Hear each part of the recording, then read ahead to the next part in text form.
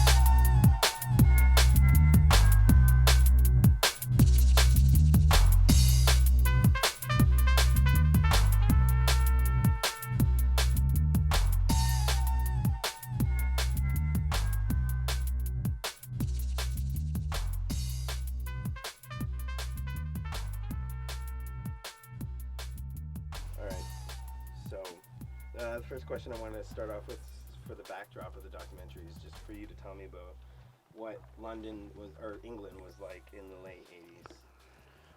But like politically, all the things that were going on. I was freshly out of prison. What a great start to an interview.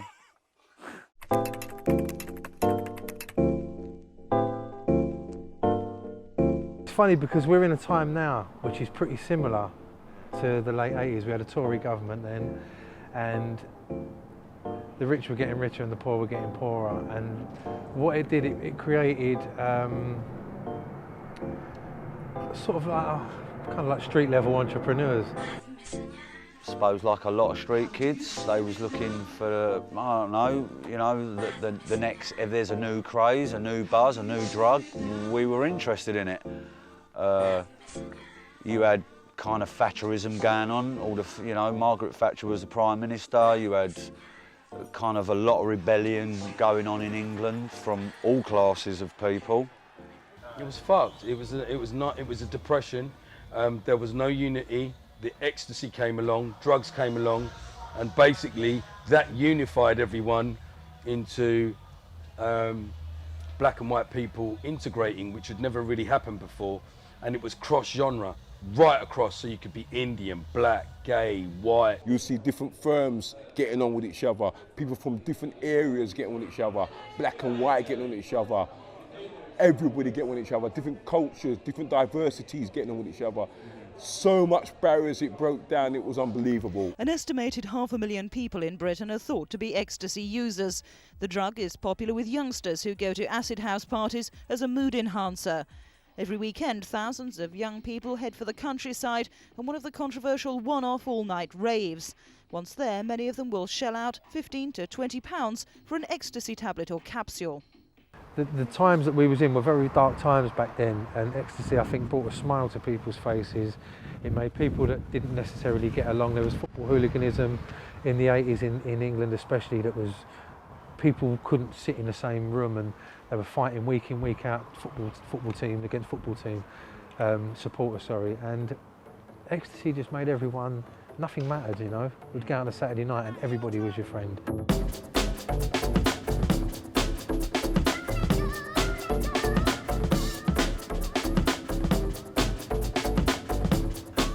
For the raves, I think they kind of took it and some brains got behind it and went, this could be huge.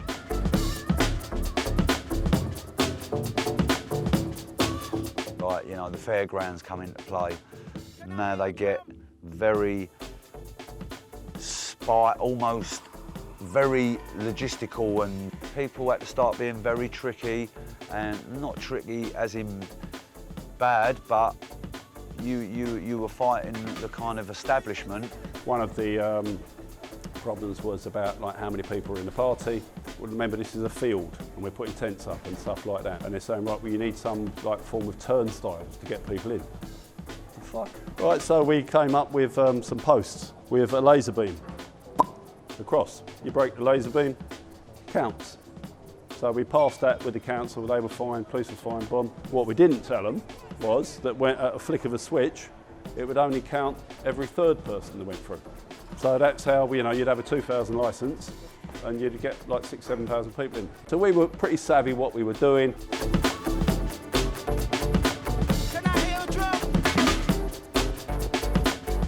I remember once, I went to Back to the Future, and it was, you know, it was one of them, you got a bit of paper, you had to get a telephone number, and there was about 1,000 people there.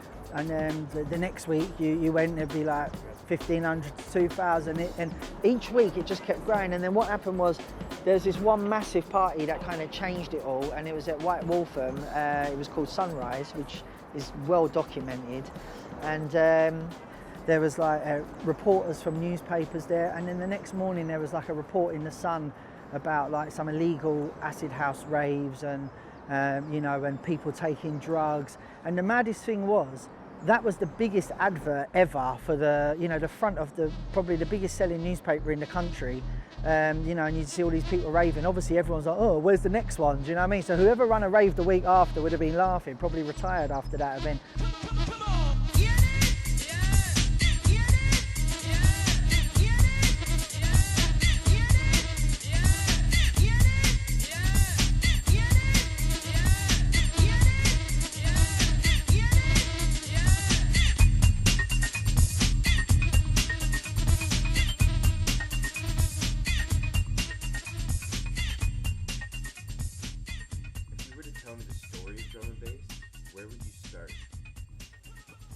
If we have to say there's a mother, yeah, and she's got children, or a tree and it's got branches, I'm gonna go stick at acid house.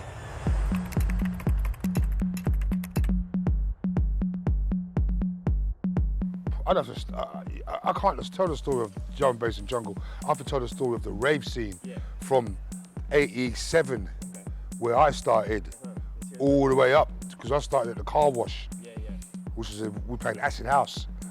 Well, acid house was what got me into it, you know. And the DJs back then was like Carl Cox, Paul Oakenfold, Steve Proctor, Fabio Groove Rider.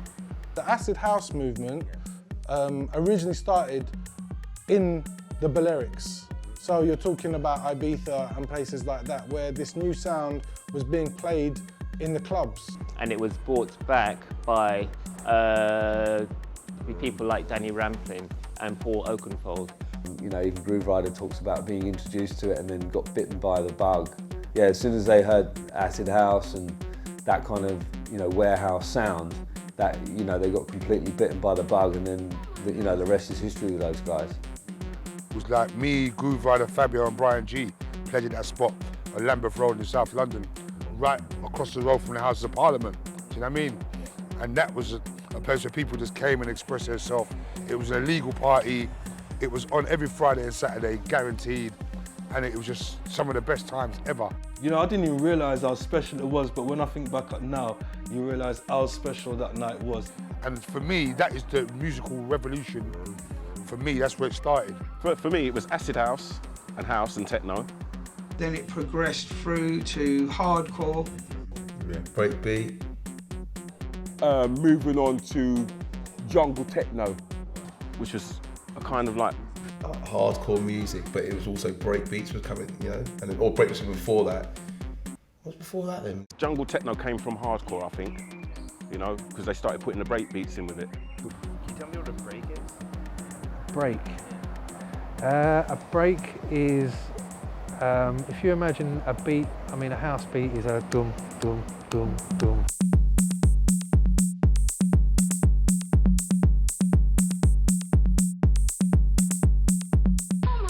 Dum, 4/4 beat, it will just keep going. A break is something that will be put in the middle of that. But it will usually be, I don't know, if we take an old rare groove track or rock tracks people take breaks from, it would usually be the drum solo's little part. I've got an amazing collection of 7-inches from the 70s, like Northern Soul and you know, Motown and all these different things, and the funk records from America. They always had this little section in the record, maybe at the beginning or somewhere in the middle, where you could just hear the drummer on his own, just for a second even, you know. Oh, get it!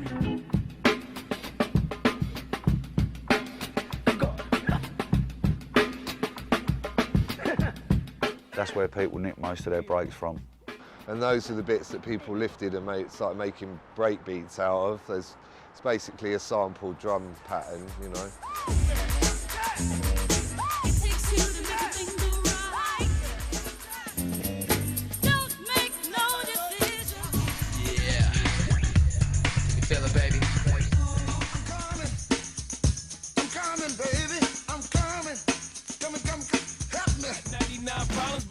Ain't one. Hit me. 99 pounds, but a bitch ain't one.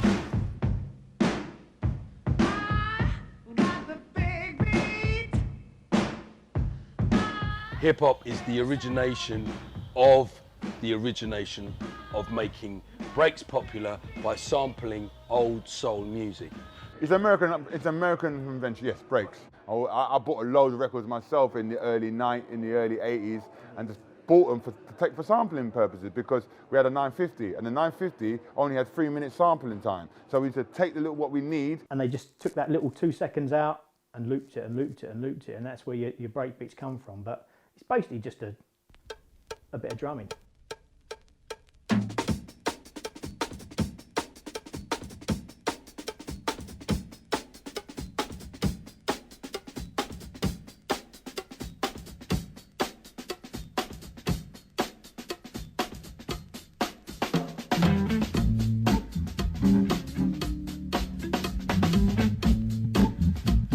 A break beat is the most amazing live feel, live drummers from days gone by that our generation has been able to sample and express through our music in our era and use that part of the past to make something brand new. They create an amazing backbone. Those breakbeats are backbones to British breakbeat culture.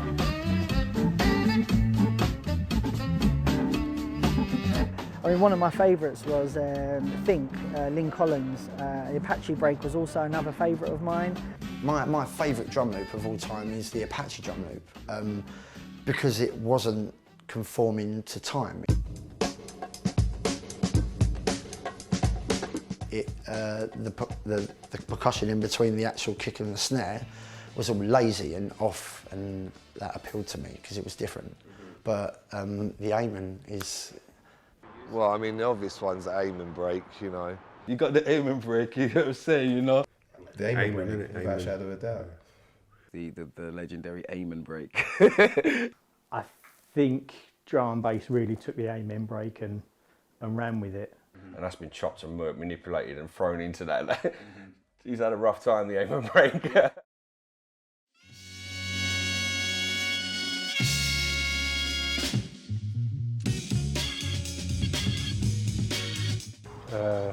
Amen Brother. It was a live drum break, drummed by a group called the Winstons. I mean, I don't think those guys actually realised, you know, when they were recording that break, how powerful it was going to be. Just they've got so much character. Like the aiming break's got the rides, the fierce sort of white noise, swishy sort of sounding rides. It's very easy to use. It always sounds good, whether you pitch it down or pitch it up. Not knowing, but I would guess it's probably the most used break in our music. I think it's only like something like 7 seconds or something. Is it 7 seconds? Like then 6 seconds, I think it was. 7 seconds of music.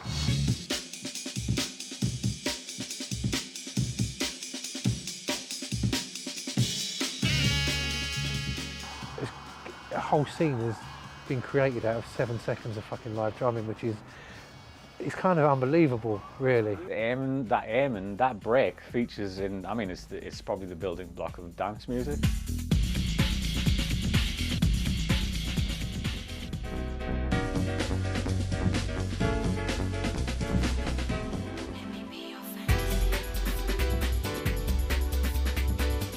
Yeah, I made loads of tunes with the aiming in. Everything had to have an amen. When it didn't have an amen in, it didn't sound right. It was just super fast break with elements going on in it that you could hardly keep up with. It became quite a predominant break, I think, like, you know, that from just doing all the effects with it and stuff, and it's still used now highly, you know, it's still to this day, and you know, so. I've used it this year, I've used it like a couple of months ago, but I'll just put it kind of more in the background to fill out a bit of space, you know. It just keeps on, it's like the gift that keeps on giving, and it really does, you know. It's probably got, it'll outlive all of us, the aiming break, and it will still sound fresh when we're all dead and buried, you know. So where exactly did the reggae influence come from that found its way into music? The advent of reggae into hardcore first was always going to be evident. It was always going to happen. We might not have realised it at the time, but so many of the forerunners of early hardcore with ragga or reggae samples in were into reggae.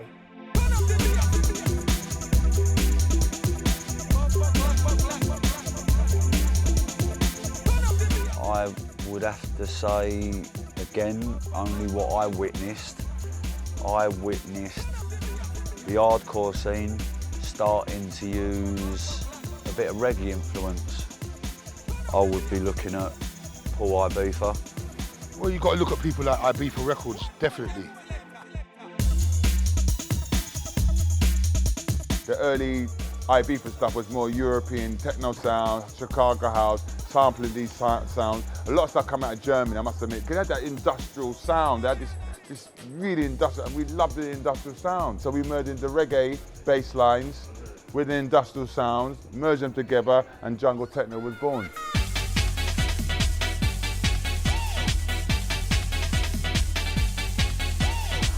When the reggae kind of influence coming, you'd have bass lines and sounds of reggae music, sound effects and stuff like that that had been used in reggae before. You know, and I've got a cite back to a label called Limited E, which was a label that Paul Ibiza was involved with in the early days, and an artist that we know and love today as Potential Bad Boy. I mean, for me, Third Party, Noise Factory were massive pioneers of that. They don't really get mentioned as much as they should. People always say, you know, Ibiza Records were kind of to do with the same family of people. As it kind of always ends up the same people get mentioned all the time. I mean, Rebel and them were really strong in it from early, you know, with the reggae thing.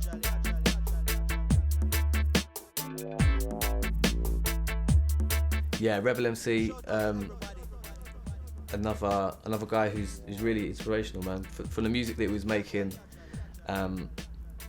bringing the whole reggae side I can say Rebel MC, you know, when he was doing the wickedest sounds. You know, for me, you know, the Ragga Twins, they brought the Ragga jungle before anyone did. Yeah, let's you know, try something different, try a different movement, you know, mix up the Ragga with the acid. So we linked up with Shut Up and Dance. It was Shut Up and Dance's idea to mix it up. It was really them that had the idea because they got into that side of the music before we did.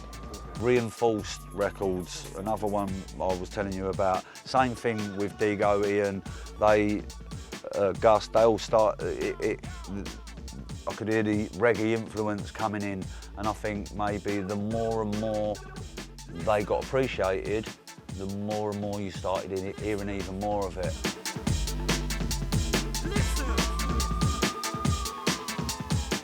I think it's just a natural progression because it stemmed from another piece of culture, which is South African culture, which is like West Indian culture.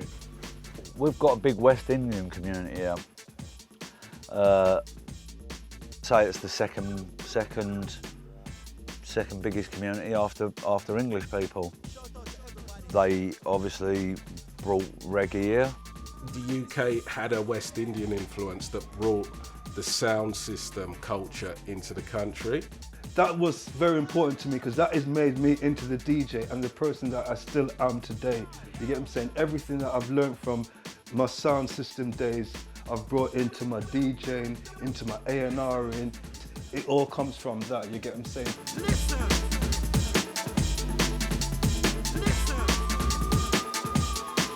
You've gone from the house thing, you start to hear breaks, and then people coming with them similar kind of bass lines and ragga vocals and stuff coming over it. It was like, I love this. I mean, the music was getting faster as well. It's funny because the house music of the late 80s was like in the 130s. By the time you got to 94, which isn't a great deal of time, you're talking 5 years, it was up to like 160, 170. From 1990 to 1994, you see us go from 130 BPM to 165 BPM at an alarming rate. So I think what would happen is that the producer would produce a tune, would make a tune at a certain BPM. Then when the DJ comes to play it, they would sort of increase the pitch. Because you just want to, as a DJ, you want to infuse more energy onto the dance floor. You know, the jungle DJs, when they were playing house back then, or acid house, you'd always find our little group of people would pitch up the speed a little bit. You know, I'm guilty of getting carried away on that pitch control. And then what would happen was, then the producers would go and sort of, all right, I better make it faster. And so they would make their tracks faster, only to have the DJ pitch it up a bit faster as well.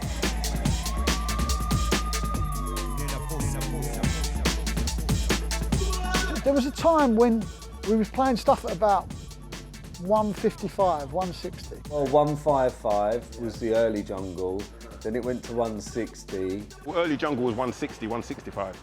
From when I started listening to it, it was about 168 BPM. Drum and bass has hit the top, it's never gone over 175 really. Drum and basses seem to find its home at like 175. Yeah, there's one tune that comes to mind when you mention how, you know, getting to that sort of speed and or even mixing the genres and how it became drum and bass. One of the main tracks is We Are E. We are E. We are E.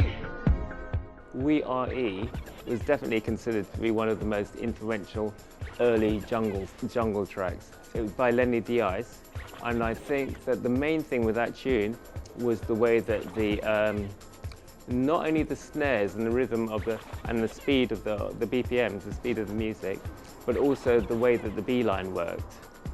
Yeah, really kind of quite a thick driving B line. Yeah, it had that boop boop boop boop boop boop boop boop boop boop boop.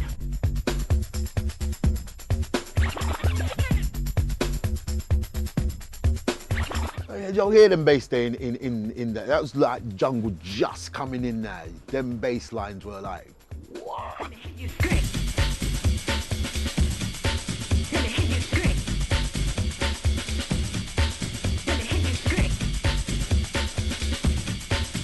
That was from 88 to 92, and then 92 was the first beginning of jungle drum and bass, but we were still using a 4/4, so it was kind of hardcore.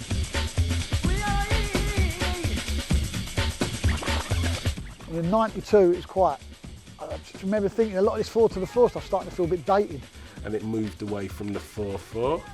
It was just the snaps. To separate jungle from hardcore, they took the 4 to the floor out and just had the breaks.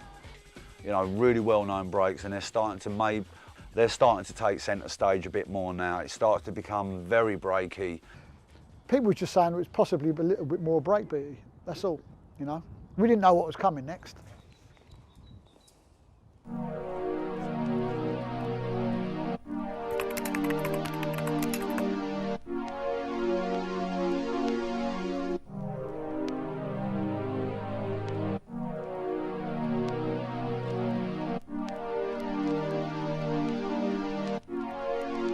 I always remember this one time in the Coventry Eclipse. I remember Jason Kay from Top Buzz was playing this tune.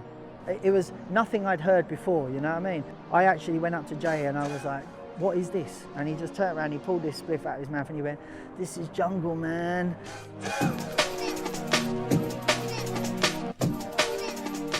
When I heard that music, wooden cabinets that used to be rattling in a place, you know, that was, for me, that obviously opened something up within me.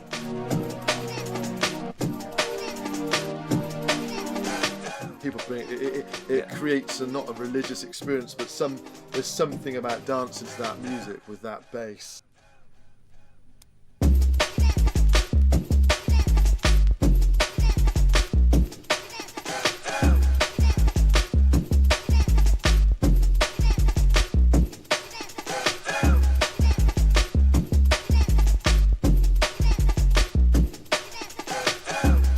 It was so different from everything that I'd ever heard in my life.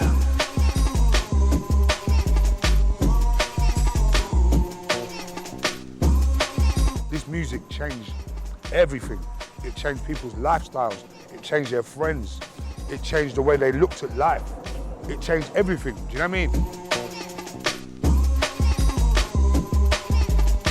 It was a thing where people came, listened and thought, it's not bad, it's good, it's decent. And from their thinking of decent, turned to, this is brilliant. From being brilliant, this is my life.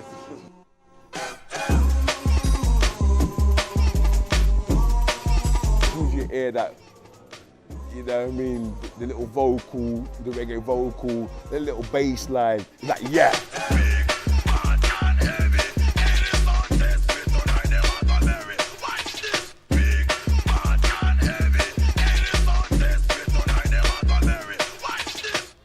And there was resistance to it, there was resistance to hip hop, there was resistance to house, but slowly and surely, pockets of people came alive and listened to the radio and like, fuck, I'm in this. Little pockets, halls in the middle of nowhere, people were getting down to the music.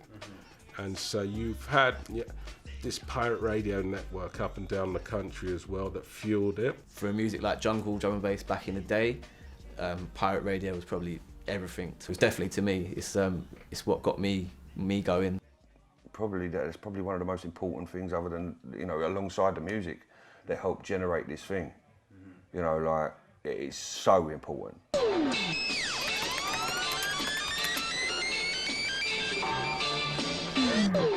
Pirate radio has been going for a long, long time. You can trace it back to the 50s and 60s in the UK. In the 60s, DJs would go out on ships, out in the ocean. They'd collect up records for weeks on end, then go out to sea for weeks on end and broadcast.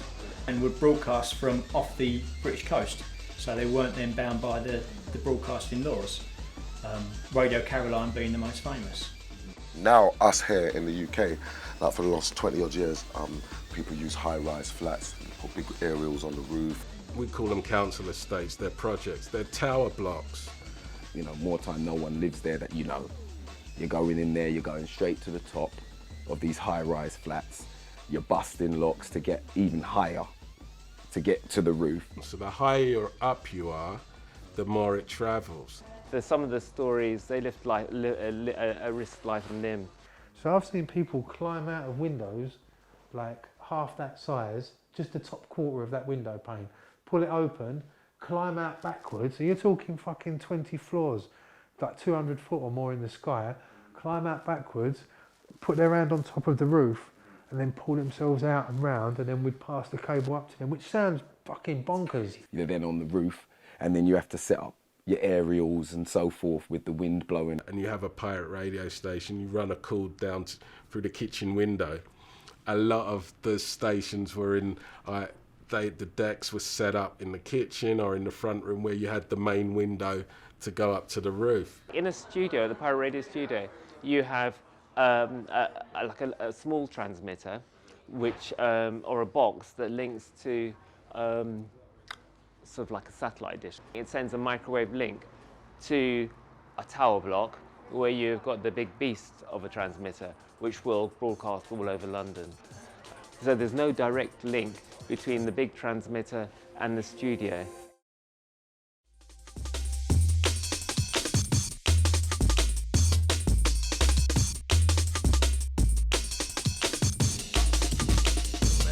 In the early days of '89 to '93, just like the evolution of music, there was an evolution of pirate radio. You had Sunrise, you had Fantasy FM, and they carried through '89, '90. They kind of struggled by the time '91 come because they were known and recognised.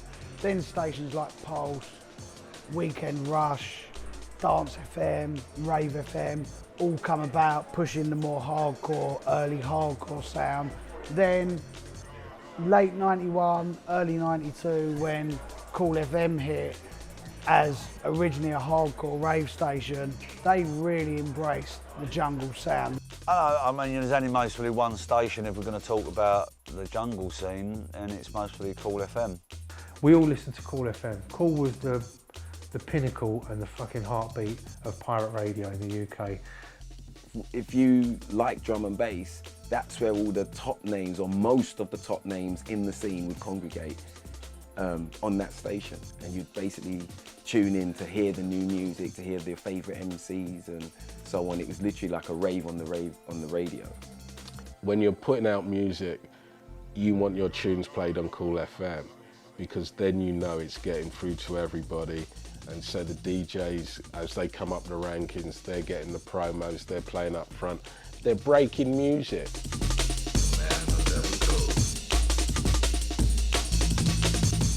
We took the transgression from a pirate to the internet station a few years ago. We just see it as a progression. And like, you know, people used to like to listen to us. They'd come from like Cornwall, drive down to Camden Town, a big tape recorder, record us, and then go back to Cornwall with like the cool tapes or whatever. That's how we got popular around the country. And they was doing that for people. Was doing that for years. And then going in like year and a half, 2 years down the line, we had a phone. Yeah. And no lie, as soon as you turned that phone on, ringing, any time of the day or night. I mean, 24 hours. If it was off and you turned it on at 4 in the morning, it would just not stop ringing. And that's what we realised. You know, it made us think, Jesus Christ. You know that's what I mean? what we knew. It's like, it was on fire. It was crazy. I'd be sitting in my house, and you'd probably, in 4 or 5 hours, you'd hear Cool FM coming out of a car 5 times. Bringing you back to life with the original Rough Ride. It's Brocky, alongside myself, the Dead MC. Taking you on a calm and easy. Over the years, pirate radio has always had a bad press because the authorities have always tried to tie it in with drugs and with bad behaviour and trouble. And they got it in their head that like people that run pirate radio stations are drug dealers trying to fucking get out to people and inform them to come to the rave so they could sell their drugs to the people. It's never that, you know? I mean, back in the day, we used to get basically coated with selling drugs, we're setting up this, we're doing that. All lies, complete lies, you know what I mean? There's no more anti-drugs than me, end of. I think once the press and the authorities started to sort of think these things, it snowballed, and that's what I think. And because you're a pirate radio station, the pirate side of it, that people consider to be illegal is, you know, DTI will come and shut you down. The dreaded DTI. I should say with digital, but I can't even remember what it stands for. That's how stoned I am. It's the Department of Trade and Industry.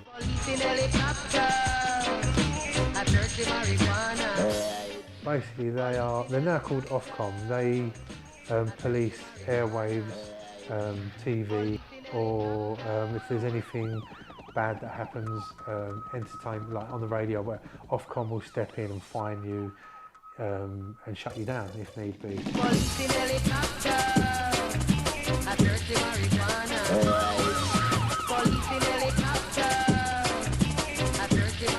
They will arrest you, they will take all your records, anything deemed to be helpful to the broadcasting process. Back in the day, Rocky had his records taken. Yeah, mine's taken. Yeah. We actually saw a programme from the DTI, Smashing my records. Smashing his records up.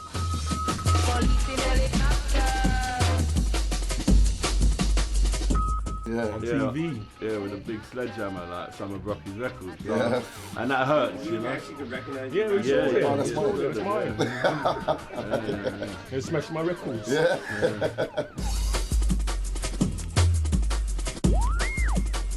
But it's a cat and mouse game.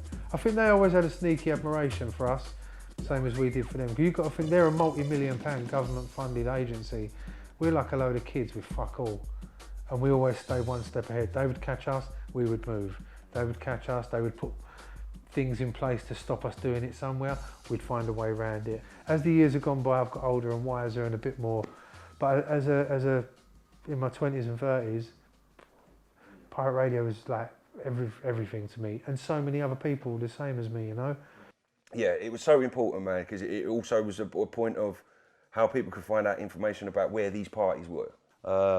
Did they get paid for it? I don't know, but they were quite important for that kind of messaging, as well as the music, supporting the music scene.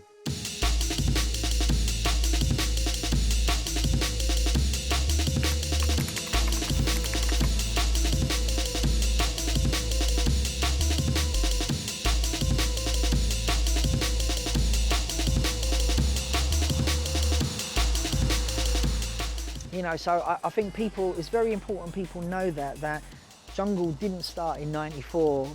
What happened was it became very popular in '94. Yeah, I've said the '94, '95 era, it really, really took off. Do you know what I mean? All of a sudden, I remember my agent saying to me, "Do you want to go to Germany?" And I was like, "Yeah." They're like, "Yeah, I think there's a little drum and bass thing starting out there." And then before you knew it, you was out there a few times a month. It seemed to really work in Canada, and strangely, really work in Germany. Like Germany, like we was like some fucking, again, every other week. So yeah, Germany was a great place. And then obviously you guys know all about Toronto and Canada. I mean, yeah, DJs. Oh, I just played Toronto. Just come back from Canada. Like, what's this thing with Toronto? Yeah, all the early days with Toronto, because that was new for us, and it was like, yo, dog, see Canada? I was like, what? There's the drum bass out there, bro. And then, you know, then it really sort of just spread throughout Europe and Eastern Europe and like Australia. And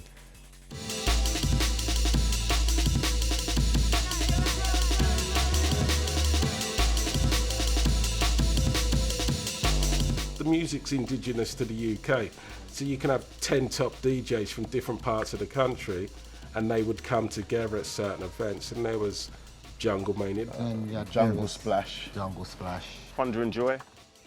Rain Dance were doing parties back them days and used to have jungle playing there. One that stands out from most for me is probably one of my favourite ever clubs I used to go to is Rage. And you'd hear Fabian Groove Rider for hours, like they'd play a couple of hours sets. If I had to name one, which was instrumental, was like Jungle Fever. Jungle Fever was one of the first to put on a massive jungle event in a warehouse. And even raves like Desire. Desert Storm, World Dance. There was Telepathy. Voodoo Magic, Moving Shadow, definitely Speed. One Nation, Helter Skelter, United Dance. VIP, Orange, Roast. The first raves that really started to push jungle music was the Roast. I mean, you had things like Roast. These were like the first jungle party. Roast were the first jungle party, 100% jungle. Trying to bring the vibes, sounds of the Roast, the original jungle promoters.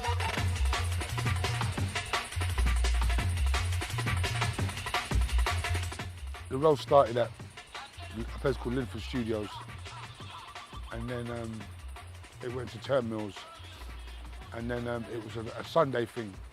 The original DJs were Ron, SL, Groove Rider, a guy called Rob. I joined the Roast team a little bit after that, but it was very jungle, very reggae influential. People were out in their Versace's and dressed up nice, girls wearing nice clothes and stuff. Woman got a nice dress, high heel shoes, the bollocks look good, you know what I mean? Man, them dress up good. It was a nice place to go and party, you know what I mean? You know, Roast and Jungle Fever were the two parties, if I had to pick two out of the bag, that were the most important in the evolution. I would definitely say AWOL was one of those clubs that really championed jungle. Oh, AWOL without a doubt. AWOL, I should mention as well, AWOL, they were very important from early as well. AWOL was a big part of my career. Raise it up! Oh my gosh! My involvement started with AWOL with a man called JP, who is a Don Dada. A guy called JP, really sound guy, really got his head screwed on and everything. Decided to do a party called AWOL. He said to me, G, we've got this place, Paradise Club. And I was like, over Angel. I was like, okay. And so we're going to do house music downstairs, and we're going to go and do, the real thing upstairs. And I was like, all right, wicked. Oh gosh.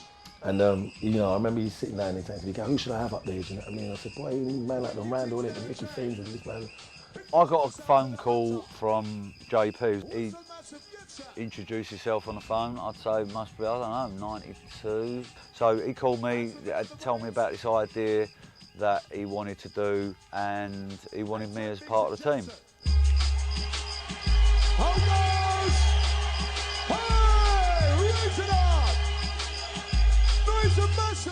The original team, I'd say, was me, Swanee, Trevor Fun, used to play there, Kenny, Randall. Darren wasn't in the original team. Not sure if Gash was in the original team. I'm going to blame Chemicals again. It was like I got an opportunity to play. Then I became their kind of substitute DJ if anyone couldn't make it, I'd fill in for people. And then guys got together and said, look, bring him in, as part of the team. So I was the kind of last one in there playing alongside Mickey, Kenny, Randall, Gashay, with GQ on the mic, and then later on Fearless. Yeah, and that was my introduction to AWOL.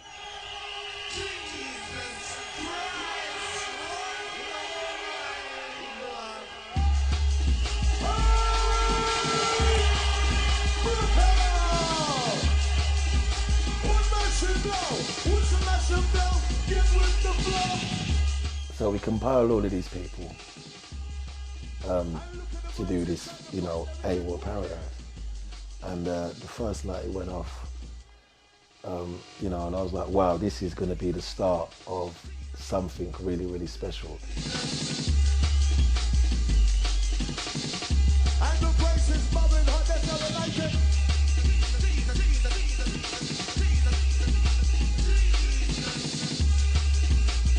Between the team, there was although there was a lot of competition, there was a real camaraderie of if Kenny would go on and smash it, everyone would be like, oh, go on, Kenny, tonight was your night, unbelievable. I'm biased, obviously, but there was something about that was a special time. AWOL was unlike anything else. Nothing you've seen before, trust me, right? AWOL was just, if you ain't been to AWOL,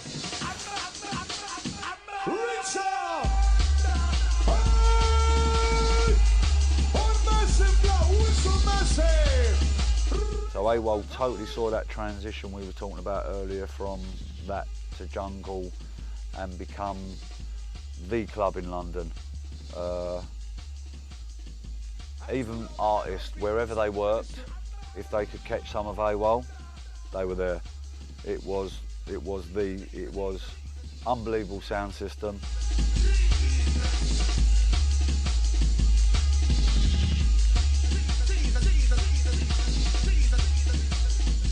That was sort of the early prototype jungle club. Then you had Metalheads, of course. You know, there's been many just tried to follow AWOL, like Metalheads, you know, but can't touch AWOL back in the day. Personally, I was more into the drum and bass, sort of drum and bass. I mean, not really too much of the reggae stuff. So I was more going to Metalheads back then. Blue Note, obviously, Metalheads at the Blue Note on Hoxton Square. That was the Sunday sessions. Blue Note, which is, you know, one of the big ones Goldie put on. Which kind of took the AWOL sort of blueprint and of having resident DJs there every week pushing new music, but they were sort of on a techier sort of sound.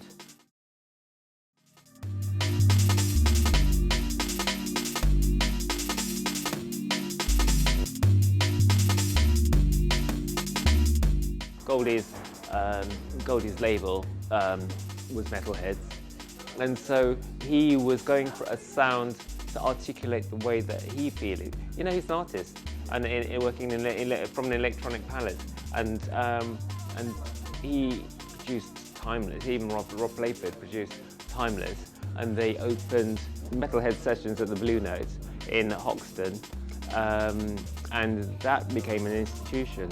When I was growing up with it, you know, Blue Note and you know, the Sunday sessions were really sort of, I think, the only night which played everything. You know, you could have a liquid track thrown in, then a heavy track thrown in. So it kind of mixed it up, so you go through a bit of a journey. But you know, you go in Blue Note, and Blue Note was a very small, not that much bigger than, it was a bit bigger than this, but that little intimate thing that it had. And it was something different going on as well. I like what was going on in there. It was a nice little, and people that you maybe wouldn't see at an AWOL or a Roast or a Jungle Fever. Blue Note for me was evolution. To hear DJs bring it. You couldn't just come there and feel bored and not be on your A game. You had to be on your A game.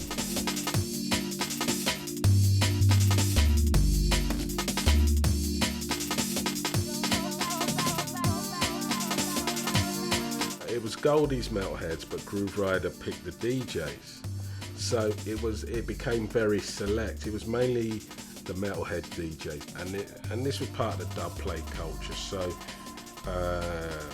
Source Direct, Pesce, Ryder, Bailey, Chemistry, Storm, they played there, Doc Scott, and everyone brought their A game. And you had to bring it. Even when you're playing after a DJ, you had to search and dig. It tested you as a DJ. And as somebody going there as a raver and as an artist, it was like memorable nights for music.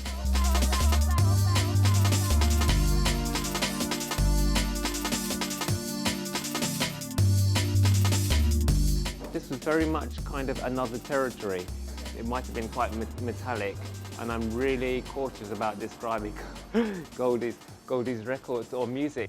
It's a little bit more metallic, a bit more experimental, not so much of the ragga stuff maybe.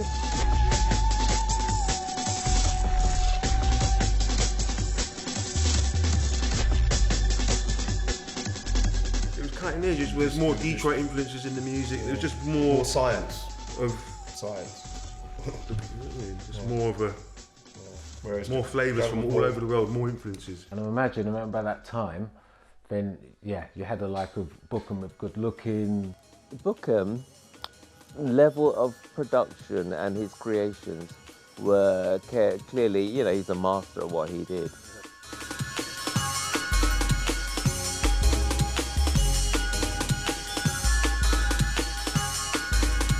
I was loving it because it had that instant appeal of jazz. And when I say jazz, I don't mean jazz as in, you know, like trumpets. For me, jazz is a feeling. It's not a type of music. It's not a genre of music. They had to brand it because they didn't know what to call it. You know, they branded our sound as intelligent drum and bass. That's what they branded it as because they didn't know what to call it. In between the jungle and the drum and bass, they tried to bring this thing in called intelligent music. It started off actually being called intelligent music. And everyone was like, well, if that's intelligent, what's the rest of the music? Dumb? Remember that intelligent? Yeah, that's just fucked up. I laughed that off, that was a load of bollocks. Intelligent. What was intelligent about it? Huh? Did it have a degree? You know, because it'd gone from jungle with all the ragga vocals in it to something completely musical. The jungle thing had started to change the drum and bass, the reggae thing had come away from it. It had become more like technical. What happened was the music changed a little, less vocals, more techie, got a bit techier. People were experimenting, new genres were breaking through. I'm thinking the change must have been after '96. You had people that loved jungle that wanted to make something that didn't have that reggae vibe, but still had all them elements. Morph, trying different things, move, aim, break. Filmscapes, whatever it is, just... Yeah, and which took it into more of a nerdy, fucking science. With synths and sounds, and then the drum and bass tag came. I don't know where it came from. The way everyone remembers it differently, but I remember it being that it was... Jungle was the stuff, obviously, with the crazy breaks and all the amen stuff chopped up. And then I would say the first tune that was kind of a drum and bass tune was Pulp Fiction by Alex Reese, because that was the first time I heard a two-step.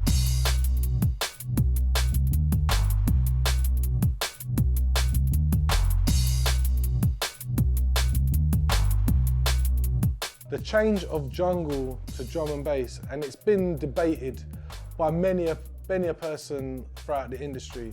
For me personally, there was a period of time where jungle was then just being totally classed as music that had ragga influence or Jamaican or reggae or a black attitude to it. And it got a little bit of stigma from the mass media at that point. Violence in raves, blah, blah, blah.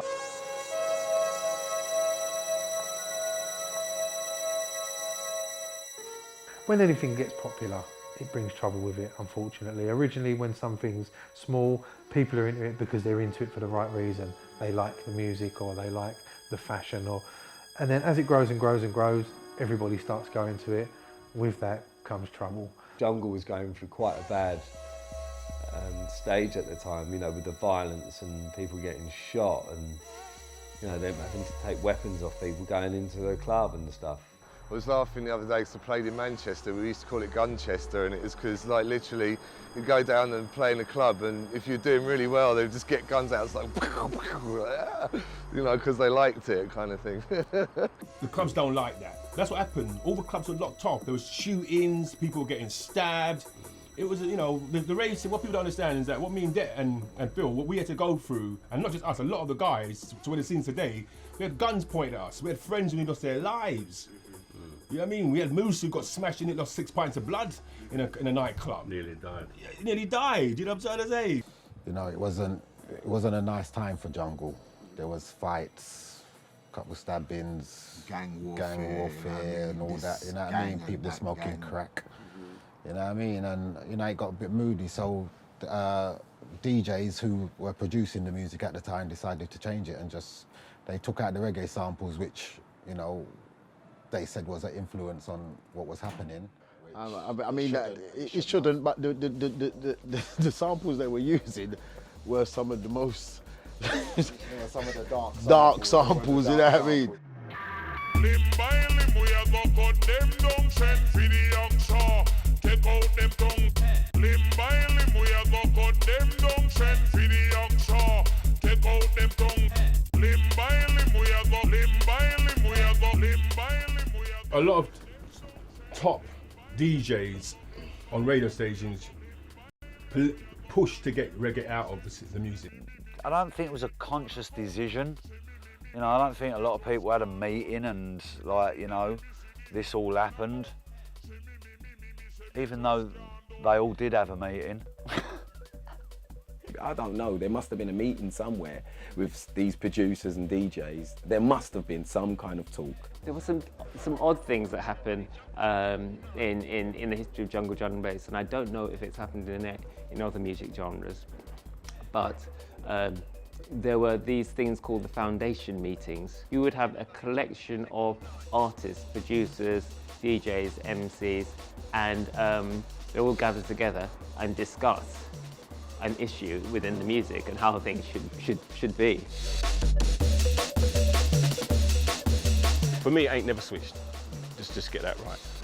Right, but the name changed because certain people in the game, big people, I'm not going to mention no names, right, but big people in the game, you know these people as well, tried to separate themselves from jungle because jungle was getting a bad name because all the guns and shit, you know what I mean? And so they called it drum and bass. But drum and bass, as far as I'm concerned, is jungle. It was all good at the end of the day because what happened worked. It got the bad people out and a new set of ravers came in.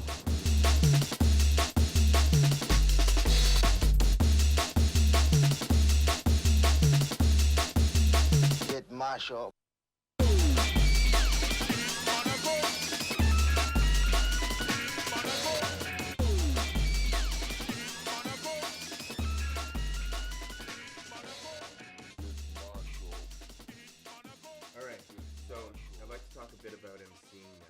Really?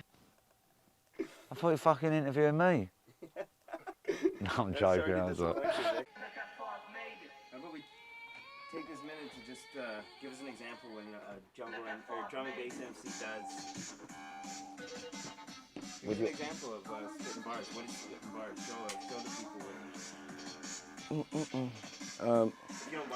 Quick 16, spit them clean. Got content flow and a theme. And the theme is king of the scene, top of the cream, I'm living the dream. How you mean you can't touch my team? Uncontrollable ladies scream. Terminator 3, rise of the MC. A quick 16, makes it seem extremely extreme. You know what I mean? No MC can intervene. Berserker barrage, I'm Wolverine. So many bars, I'm like a machine. Can't be turned off unless it's seen by her Royal Highness the Queen. Then I release the steam. Bar rage! Yeah, up until kind of raves like Roast and Jungle Fever came along, the MC thing would usually be a host all night. So if you was at a rave like Rain Dance, you would have someone like Hardcore General or Chalky White, one of them guys. Back then, Top Buzz and Mad P were like the Dan Dadders, weren't they? The hooks, yeah, they was all Mad about P had the hooks, hooks, yeah. and they went big. You think I never see you when you jump over the wall? You think I never see you when you buckle and you fall? That was the hook. Man, that lyric was big. When I hear him chat, I just want to hear it. And he had a lot. And are you ready for some Dark Jungle techno? Are you ready for some ultimate bad boy? Are you ready for the sound of the top? Move! I was hearing some tunes getting played and it was some wicked tunes. I was really inspired by it. And obviously I was young, I think I was only 17 at the time. And so we got on it with the lads and just started playing. Patrick was MCing. He was really one of the first MCs that was to MC in a dance environment. Now it's time to get dark in the place. Bad boy! You take Mad P out of Top Buzz. You know, Top Buzz have been around forever. Everson Allen has been around forever, ever out of the Rat Pack. You see, the thing with all these people like Top Buzz, Rat Pack, all their lyrics are coming from reggae. It was a reggae based. That was Patrick really, because he was a little bit older than me and basically he'd been in the reggae thing before. His brother was a ragamuffin spitting on the mic, you know, chatting reggae vibes, so that's the influence he came from. I just think the MCs back in the day were virtually sound men. They were sound, that's how it was done. You know, jungle, a lot of the people that were involved in jungle came from the sound system eras of ragga and reggae, and that's just how it was done. Back then, you'd have a host, you'd have the DJ, and the host would hype up the crowd and big up the DJ. So at the end of the day, They were there to boost the music and to boost the crowd and to actually maybe narrate the story of what is going on for the people to understand it and give it a visual as well as watching the DJ. Years ago, it was literally little bursts now and then. It was hype. It was about hyping the crowd. The world called high. That was what the waiting at the world called high. And they weren't really like lyrical MCs, it would be Ollie, Ollie, Ollie, talking complete bollocks most of the time. Patrick Topbuzz used to do one. He said, sitting at my friends, fucking other girl while my friends were watching. You're like, what? Like, you'd hear that, but then it would be, Habla, jungle techno. But just one guy holding the mic all night. And then AWOL would have someone like GQ or Fearless. Gary GQ has always been the most amazing host and just as a maintained that, and GQ just got a way of knowing when to talk and when to connect with the record and when to, he's just got it. It wasn't necessarily his lyrical context, it was just timing, it just you, when to come in. I've been to many dances with GQ back then, where he'd come on for 10 minutes, do his thing, put the mic down, and you wouldn't hear him for ages. Then he'd come back, do a thing, put the mic down, go. So there was still the element of listen to the music on both ends. My favourite MCs, like old school MCs, is GQ and Moose, because they host. I personally like GQ style. Like, sometimes for me less is more. Get with the music and get with the flow. For me, when I'm MCing, I would like to listen to the music as well when I'm MCing. So I'm like, this part is, I know this is a bad part in the tune. You just, it's a rule that you don't talk over that part there. You mean, you let that ride. Even though they weren't so much Ollie, Ollie, Ollie, they had some lyrics and stuff. G was more like a host. But it was when Jungle Fever, for me, that really brought MC culture to the front. Like, I remember listening to Cool FM and like Super Sunday. Send now maximum boost to the Cool FM for the natural trend. Booyaka, booyaka, booyaka, go we say bass. Jungle Fever was the arm of Cool FM, the rave arm. And these guys were the first to sort of bring in MC culture as well. I must say we innovated a lot of the MC, because back in the day, before the likes of Jungle Fever and Cool and that, when you had a rave, you'd have two MCs all night long.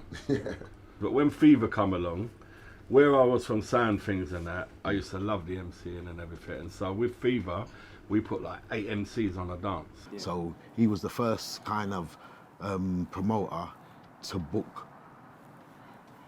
proper lyrical MCs, other than mans that would just host the thing and send some shouts. You know, Eastman was the first to kind of put the concept of putting an individual MC on with an individual DJ. Bang! And we was the first to do it, and it went down like mad. People couldn't believe it, because every set they was getting a fresh MC with a different style. You know, whether it would be like the Det style or the Ragga Twins style or Stevie Hyper. And it was like fucking, like a revolution, you know? It had never ever been seen in rave music up until that point. When I used to listen to Jungle, I used to listen to people like Moose and Navigator. There was, God, blimey, it's going back, MC Det. I think his voice was, there was something about his voice that just captivated you. Drop top bass, drop top bass, drop top bass in a goddamn place. Drink the water, you're burning up. If you can't take it, better than up. No more baby, till it up. It's just so unique. He had the unique sounding voice. MC, you know, which I knew from the local area, and his style was very fast and very, very frenetic.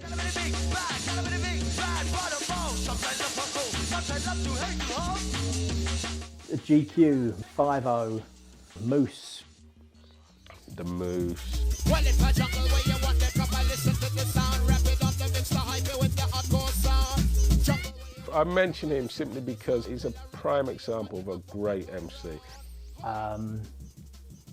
Foxy. Conrad, Flux. I can say Ragga Twins, but they're not MCs to me. They're superstars, fam. You understand? They done things. Navigator, the Ragga Twins.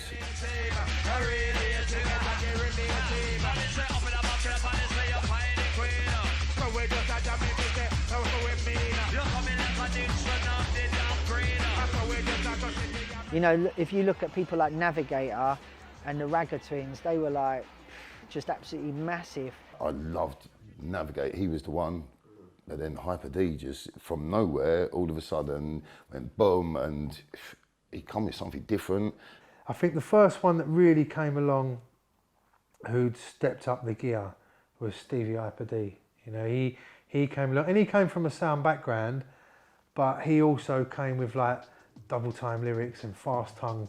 First sort of fast tempo MC that I remember was Stevie Hyper D. Stevie Hyper, man, come on now, you've got to keep it real. If anyone tells you any different, they're lying. Right? Stevie Hyper, remember I've been there from day one, right? Stevie Hyper is the one who changed the MC thing.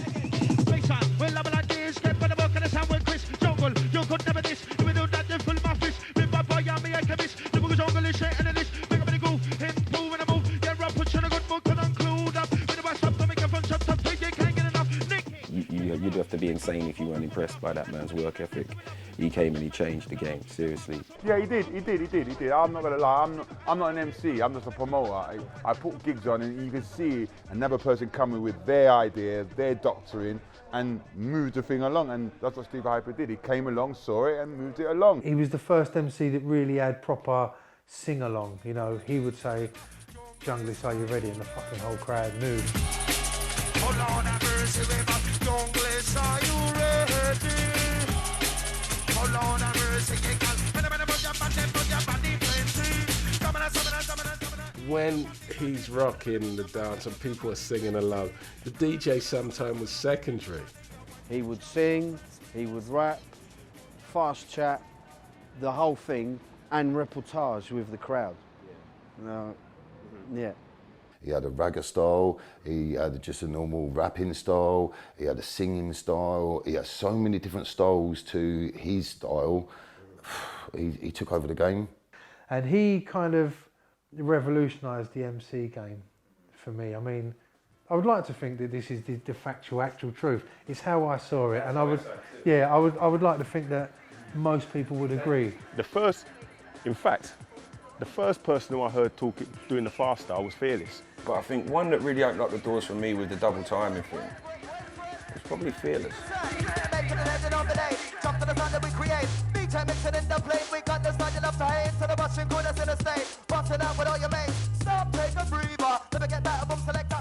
When I started realising what was what and who was who, I already said Stevie Hyper was doing that, and that was the thing. I was like, oh. So I based what I already had on stepping up and making sure I could, if I do meet this guy, we're good. You know what I mean?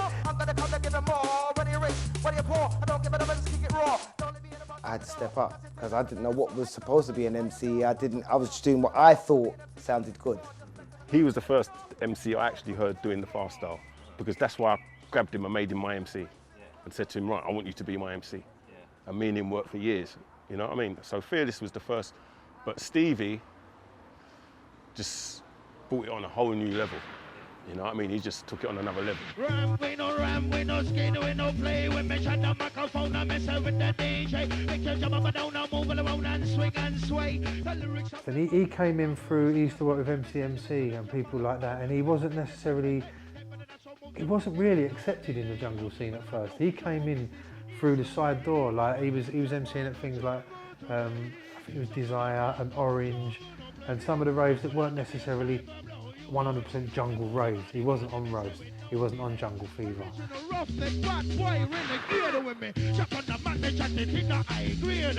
I remember going to the Roast at the Island in Ilford, August '95. I think it was Roast's 5th birthday, at the Island in Ilford. And it was Stevie's first, it was his debut set.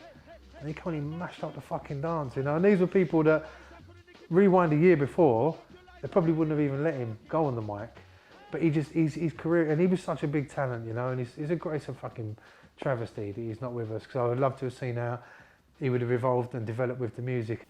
But I know he died of a heart attack from what I heard. Stevie passed away with thrombosis, which is the clogging of the arteries in the heart, and it was quite sudden. Didn't know that he was ill or anything, and it was quite sudden, you know. Complete shock, yeah, complete shock. I found out the morning after, and it was like very surreal, very surreal. You know, like one of them sayings, you don't realise what you've got until it's gone. And drum and bass, Jungle, didn't realise what it had until he was gone. And it was a massive hole in the scene. He was one of my favourite MCs, probably my favourite. And it's a shame that I didn't actually get to meet him. I'm gutted, actually. Would love to have done a set with him and didn't even get to see him live. Me, I think, what would he be like now? He adapted to everything, so what would he be like now? You know, no one will ever eclipse or be better, even if they are better. He went out at the top of his game, and nobody will ever be better than Stevie Hyper at what he did. You and me and you, we are from Ragga Smile down by the school. This one dedicated to a junglist crew. We are to get lively, it's an venue.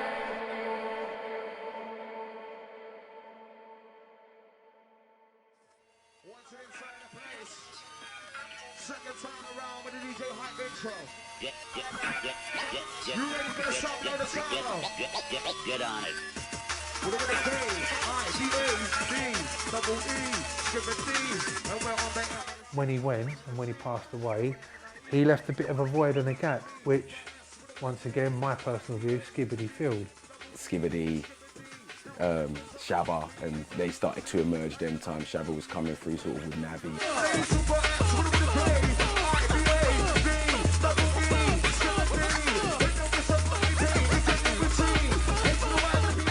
The way the double timing come is I really saw it really take its own kind of league was when Skibber really, yeah, for me, because Stevie would do it intermittently, but then Skibber took it for a big chunk of his set.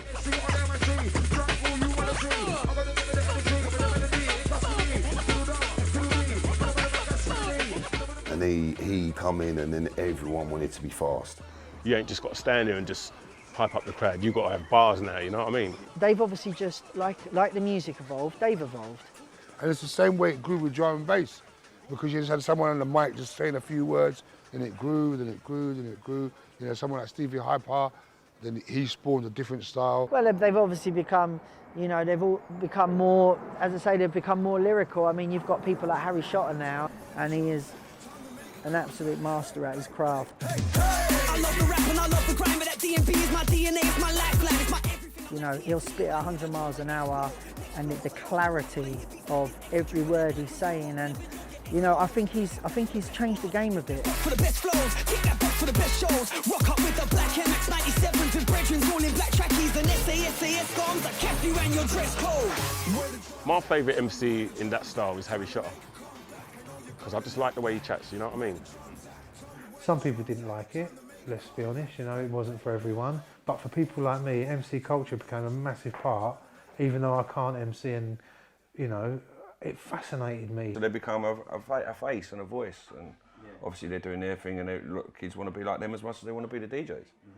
So it's just become as much of a part of the scene, I think, as everything else. A good MC is just worth his weight with a DJ, and when you've got a great DJ and a great MC, you're creating a unique experience, and I think that's the magic of jungle and drum and bass. It still brings you the MC experience as part of the package, and those guys work really hard to make the event work. It was another thing added on to the music. I love the music, now I love the MCs as well.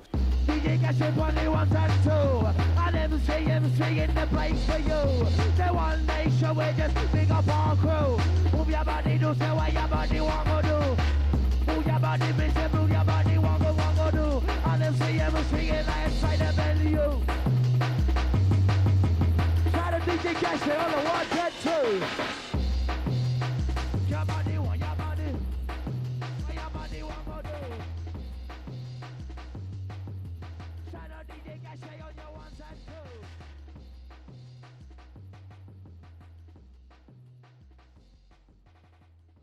right, let's switch gears. What about dub plates? Dub plate culture. Oh. Can you tell me, just basically start off, just tell me what a dub plate is. Right, dub plates. That's a good question. Very good question. You know what, dub plates, what I tell you about dub plate, they're bloody expensive. I'm gonna get one. Where we got? So they are dub plates. Am I still in your? So basically, a dub plate is an acid tape. They are sheets of metal. A dub plate is a 10-inch or a 12-inch metal vinyl lacquer that is like a pre-release. Basically, a dub plate is a tune that you cut on vinyl and acetate.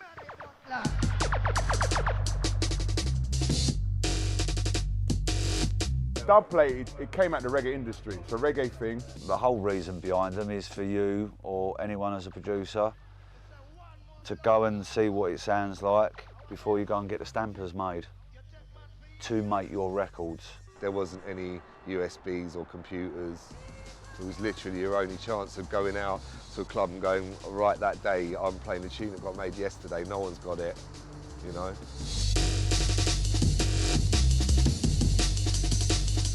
The DJs, they're in one, at that time it's like, it's a clash. It's not a clash, but it's like it's a big clash because you need to be playing different because you can end up playing the same set as the DJ that just come off.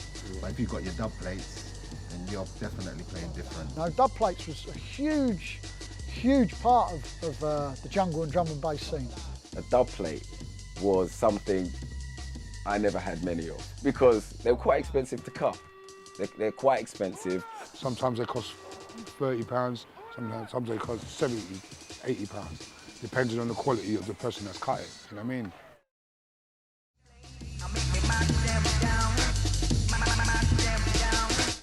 I used a few different cutters. Stuart at Metropolis.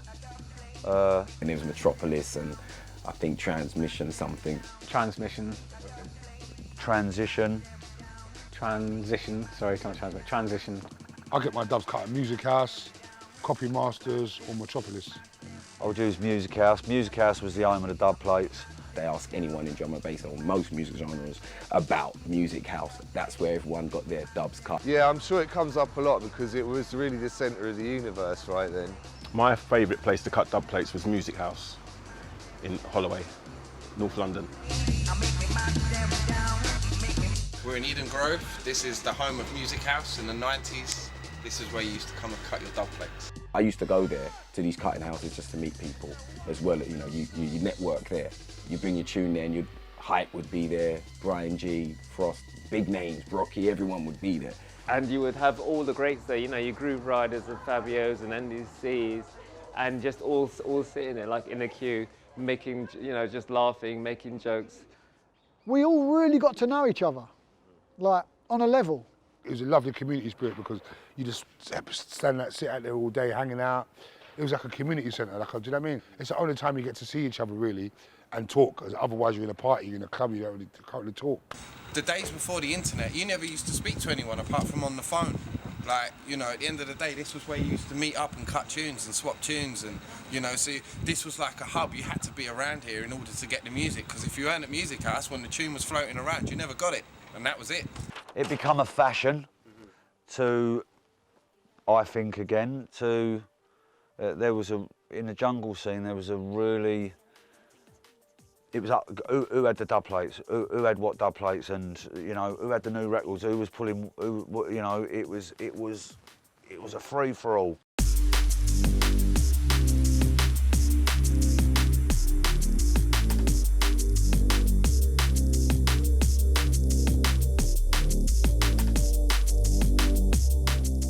Music House, it was one of them, you had to be there, like, to sort of experience that special, like, thing that used to happen. And it's only like when it finished, you kind of realised, like, looking back now, like, how amazing it really was down there, you know what I mean? Like, the whole vibe of it, you know? Well, the dubplate culture kind of dwindled because of technology and cost. And what happened that people just finished tunes on CDs.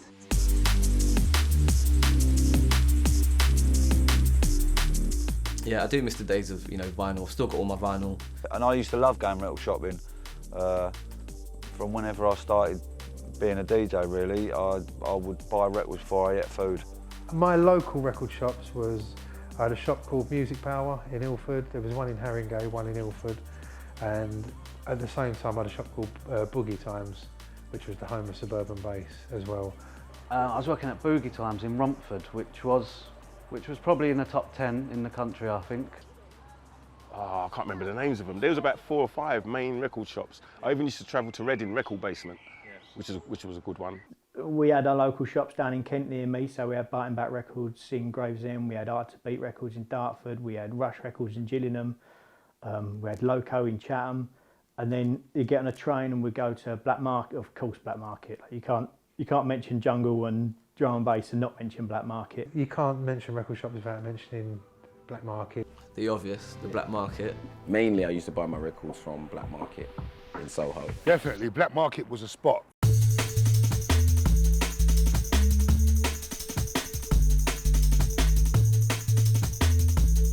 And that was another social gathering as well, like Music House. Just walking into Black Market, it's just like another world. There's DJs there, you've got Ray Keith, Nicky Black Market, Ash Attack, and Profile at some point, all behind the counter. And you're like, these DJs, these big DJs, and standing beside you listening to music is another DJ, and oh look, there's Groove Rider, oh look, there's someone else. To Groove Rider, it was just Groove Rider going shopping, it's enough. But when you're going there and you're standing there and you look along and you're with your mate, and someone like Groove, and you're doing the old nudging, look, it's Groove Rider, it's Groove, you know, you're trying to act cool next to him, but really inside you're saying, fucking hell, I'm standing next to Groove Rider.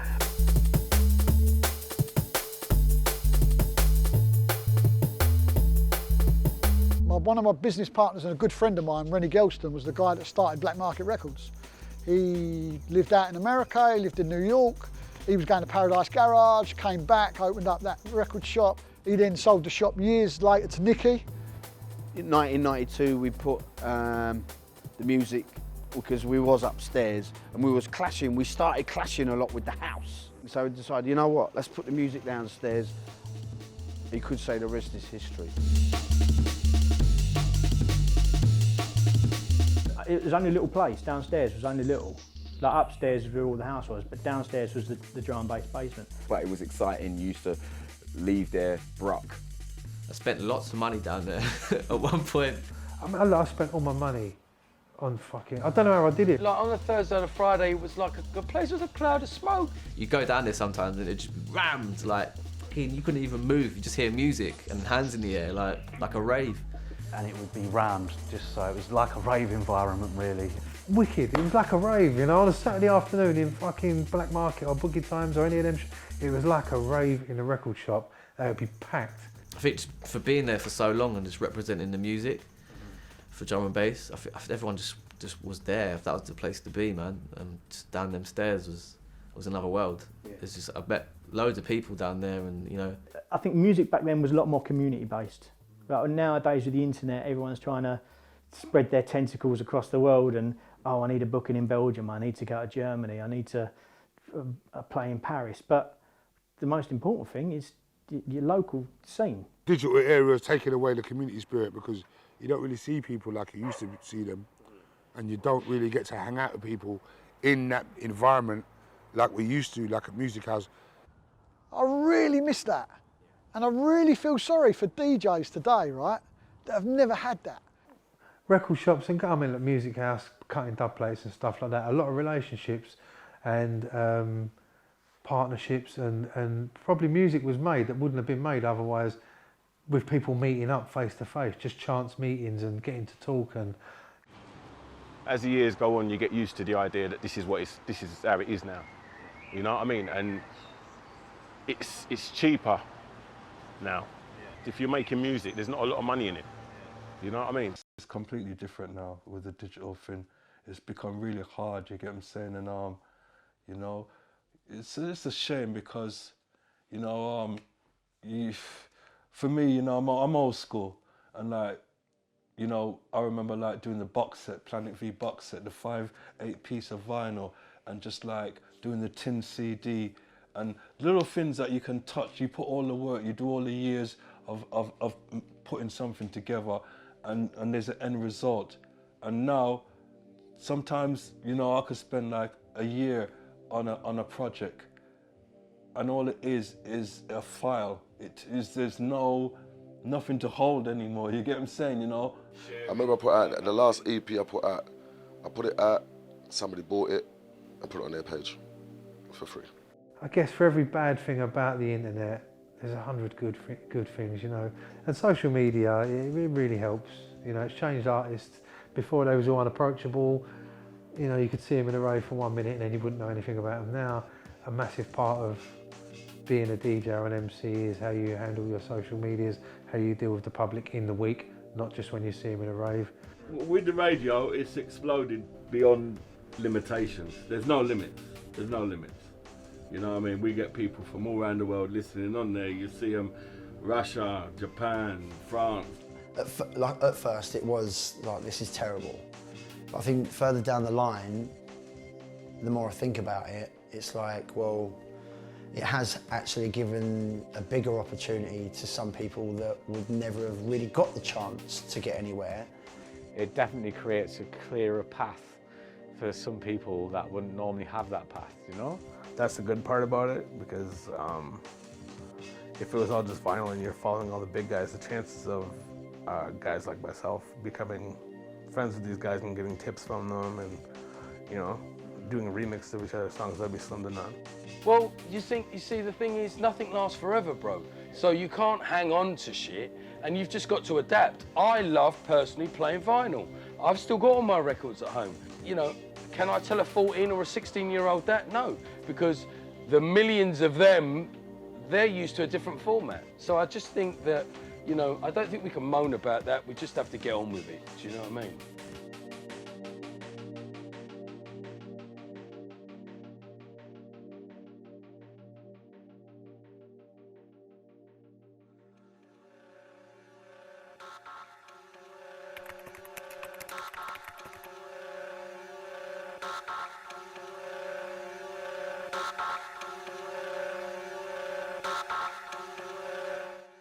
'98-ish to 2001, the music went a little bit different. To me, I call that the Ed Rush and Optical era. I've always liked sort of more of the lighter sort of stuff until it got to the Bad Company sort of era in 2000, Ed Rush and Optical.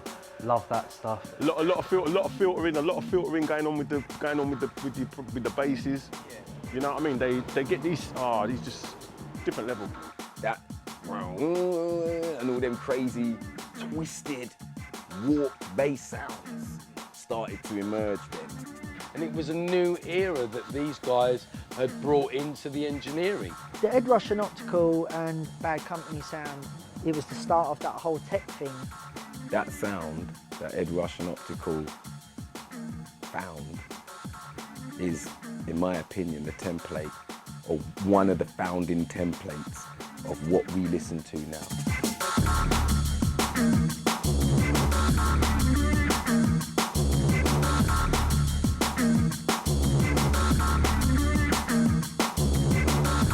Yeah, so myself and Ed Rush we were separately making music, and we both grew up in this part of London, so we kind of see each other at clubs or at the music house cutting dub plates or whatever, and we pretty quickly realised we were into the same style. So when we started getting together and making music, quite a lot of the time we'd end up at the end of the song and go, wow, this really isn't anything like what everyone else is doing. And so we're kind of a bit shy of playing it to them, so we thought this is a bit off the wall.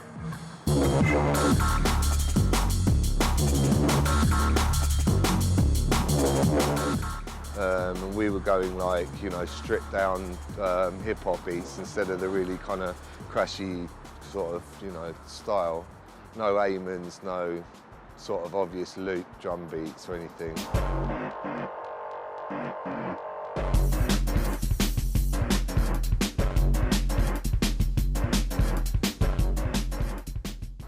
also using to sound some techno records, which is a total no-no to all those lot. Because also we weren't programming our samples very much. We'd always get them so that we could play even a bass sound on a keyboard like a real instrument, and then jam over like break beats in the studio, you know, and just record. Had a DAT tape running the whole time and just like. I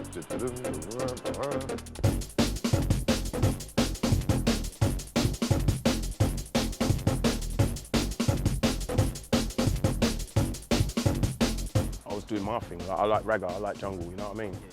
And everyone was playing this new style of drum and bass. A lot of people kind of moved away from it. The garage scene was emerging, so there was an alternative now. You went one way or the other. You stayed with the drum and bass, or you went drum and bass, or you went garage, and that was it. And then garage was more back to the vocal, whereas drum and bass, we'd kind of already done that and was now getting into the science of our music and really experimenting and pulling it. And we had, like you say, the Bad Company stuff.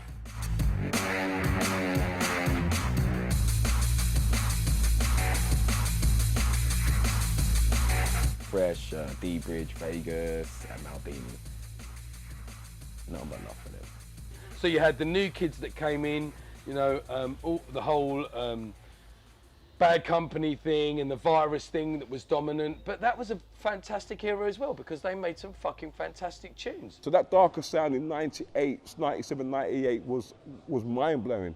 And these cats, Optical, Ed Rush, Trace, and a lot more others were doing their thing and put a movement out there. There was some magnificent music, a great era. A lot of labels grew in that era too. Is there any in particular? Like Ram and stuff like that grew because now, you know, you can tell Ram's sound, it was very that orientated, you know, it became dominant in that era. Obviously Andy C was coming through in a big way at the time, like, and he was very much pushing that sound of the guys on his label.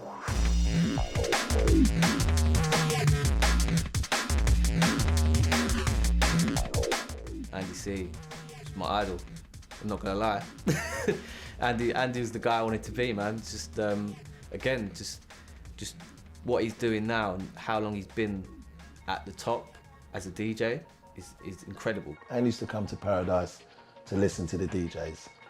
Andy C was in Wax with me, with the Crackheads, and the Gun Guys, with 31 seconds in his ponytail, saying, Brocky, can you play 31 seconds, mate? 31 seconds. 31 seconds. And we used to work together, and I'd go and meet him at his house, and he'd probably been playing for 5 hours at his house before he was even going out. And then he used to play. What used to piss me off is like we used to go and do our thing, and time to come off now, and he just don't want to come off. Like, I'm tired. He just would want to keep playing and playing and playing. You know, and the all night thing, it was no surprise to me when that was going to come about because it's a doddle for him.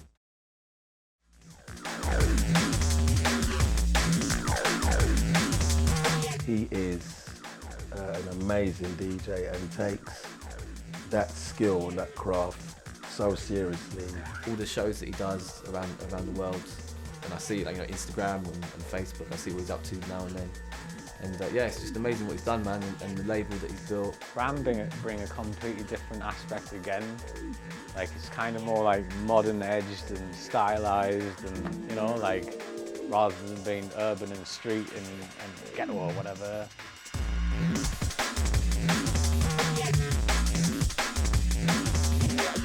Yeah, because all the while that stuff was happening, Ronnie Size was still doing his stuff, and players are doing their thing, and it was all at the same time. You've got to remember this. I mostly bought like Hype and Zinc records at the time. It was mostly True Players, Ganja recordings. Yeah, man, Hype with his label, True Players, Ganja. I think True Players was probably one of my favourite labels that, you know, always wanted to get promos from. If there's a new Ganja records out, I need it now.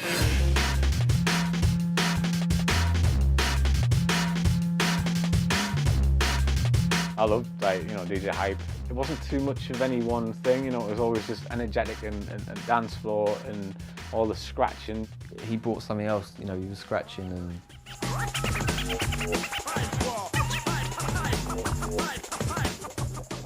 I never saw that before in a DJ, especially a drum and bass DJ.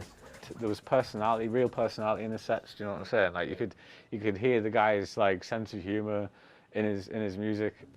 Hype's just, he's still rolling it, man. He's got his huge label plays that's still going today. It was just a very kind of urban sound, and they had a lot of like hip hop influence in it as well, which is quite different at the time. I mean, how can you talk about drum and bass / jungle without Super Sharpshooter?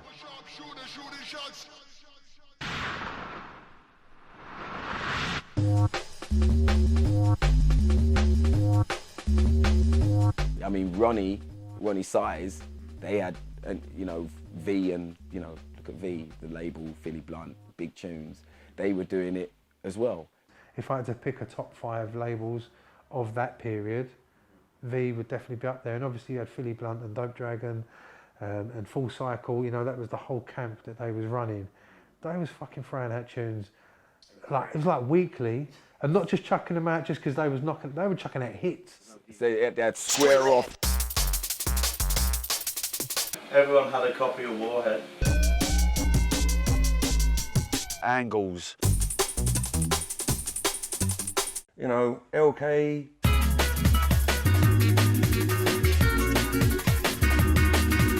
Oh, there you go. Ready or not. Ronnie Size, it's jazzy. There's Lai.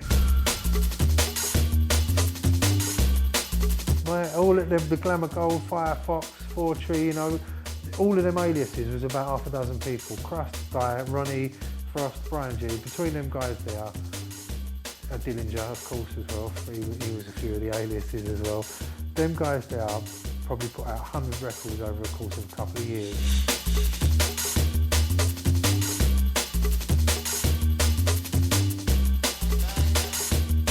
And it would be an A and a B side, hit on both sides. It weren't like push the A side out, put a bit of shit on the other side, just because we can. And they were putting out hit after hit after hit after hit.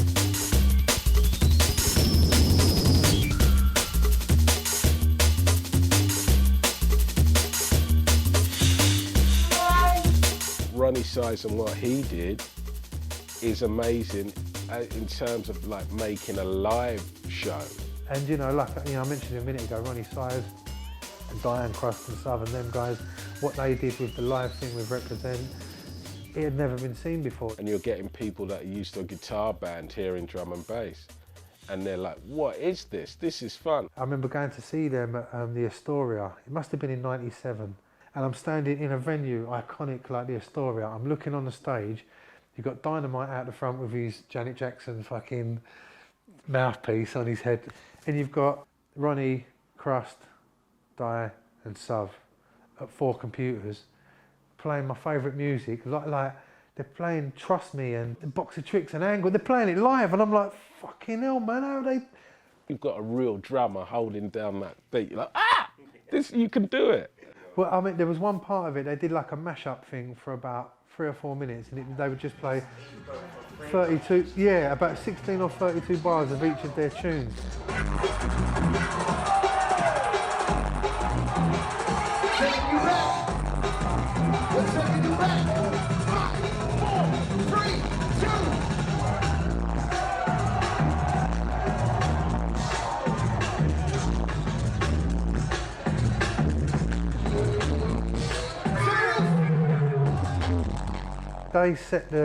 They set a precedent and they set trend now for acts that came afterwards that have done the live thing.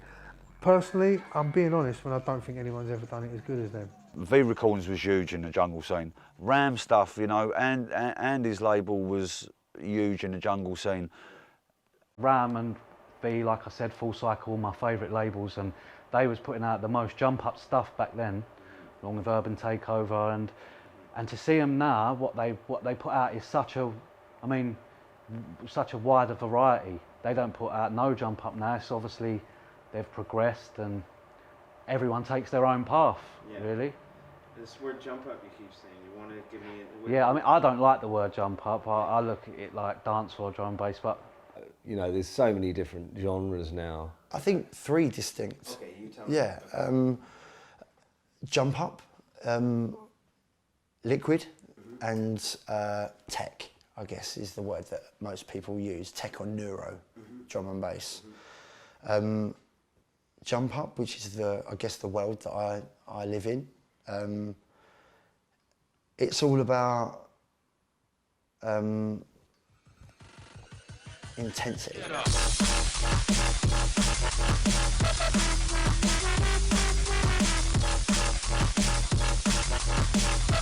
Party music. Jump Up's pure party music, you know, with the focus being purely on making people go nuts and have a good time.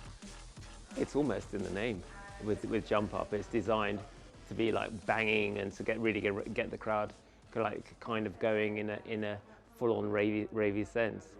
Neuro and tech is more the... Tech is obviously, it is clear to see what it is. It's a bit more faster paced, a bit more intricate sounds, you know.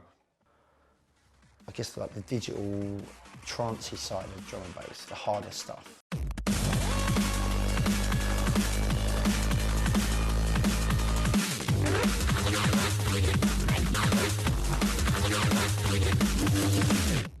Where Liquid is more about, it's all about the music. Liquid, the music's constructed differently, more melodic maybe. The liquidy style, I suppose it's the more soulful side, right?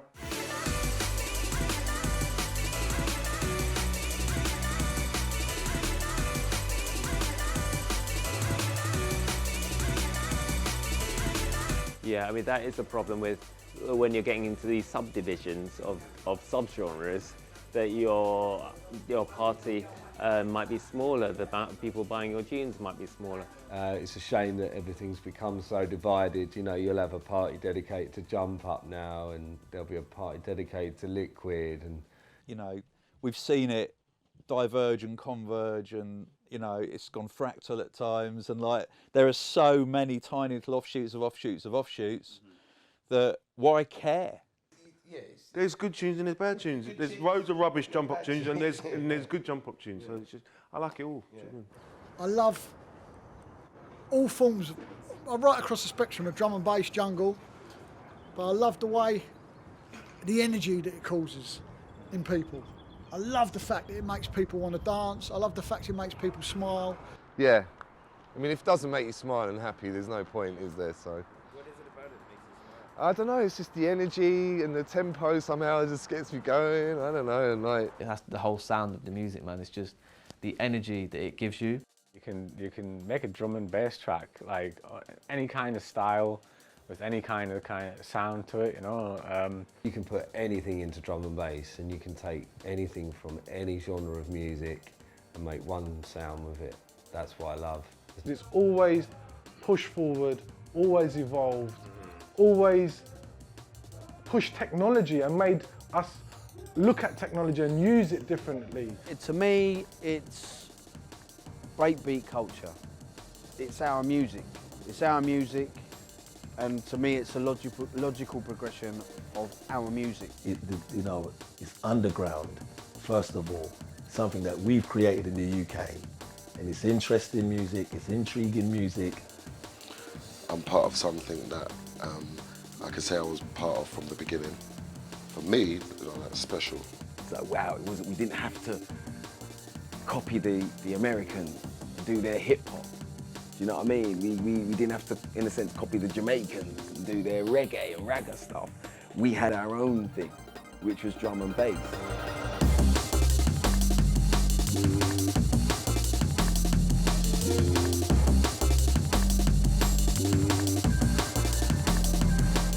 I've met people all around the world, you know what I mean, through drum and bass. I've been to places where I never thought I'd go. You know, I never thought that I'd leave Hackney. You know, now I've been all around the world playing drum and bass. You have Germans, Australians, Italians, different backgrounds, and you find a common ground. It's music. You get people go to drum and bass, 90% of them, for the right reasons, because they love the music, they love the vibe, and I love that. The vibe of the music and the vibe of the culture and everything surrounding it it's very, very, very positive. Where are we now? It's fucking, sorry, it stood a serious test of time. It's past that date now where people said it's gonna die out. It's past that date. It's like it's a music. It's an entity now. I love it more now than I ever have, and it will go to the grave with me. Get choked up. It will go to the grave with me. That's how much I love it. It's in my DNA. You know what I mean? It's entwined in me, bruv. It's part of who I am. I'm jungle till I die, bruv. You know, that's just me. And it's always going to be a part of me. It's just in my genetics, it's in my makeup. Do you understand what I mean? And I just love that, you know, how it makes me feel.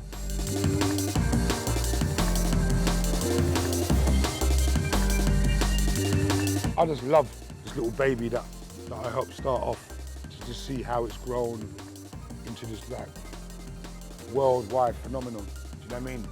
That just keeps growing and keeps growing and keeps bringing new people in and keeps spawning new great records and new great producers and new great artists. And do you know what I mean? I'm really proud of it. And I feel like it's part of it. I feel like it's my little baby. You know what I mean? Yeah. Peace. Nice. Is that all right? Yeah, that's amazing. Wicked. You good? Yeah, that's it. Excellent. We love your jungle drum and bass. That's us. Straight from the art scene. We now left it an inch.